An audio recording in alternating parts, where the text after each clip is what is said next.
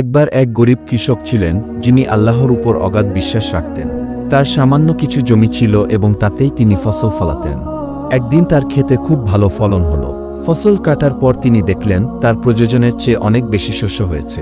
তার প্রতিবেশী এক বৃদ্ধা ছিলেন যিনি খুব অভাবী ছিলেন এবং তার ঘরে কোনো খাবার ছিল না।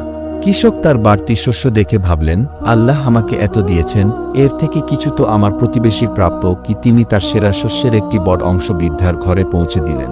বৃদ্ধা এতে ভীষণ খুশি হলেন এবং আল্লাহর কাছে কৃষকের জন্য দোয়া করলেন। এরপর যখন কৃষক তার নিজের শস্য বিক্রি করতে বাজারে গেলেন, তিনি অবাক হয়ে দেখলেন তার শস্যের দাম অন্য সবার শস্যের চেয়ে অনেক বেশি। শুধু তাই নয়, একজন ধনী ব্যবসায়ী তার সব শস্য কিনে নিলেন এবং তাকে দ্বিগুণ মূল্য দিলেন। কৃষক আল্লাহর শুকরিয়া আদায় করলেন। তিনি বুঝতে পারলেন এটা ছিল তার দানশীলতার পুরস্কার। আল্লাহ তাআলা কোরআনে বলেছেন, যদি তোমরা আল্লাহকে উত্তম ঋণ দাও, তিনি তোমাদের জন্য তা দ্বিগুণ করে দেবেন এবং তোমাদের ক্ষমা করবেন।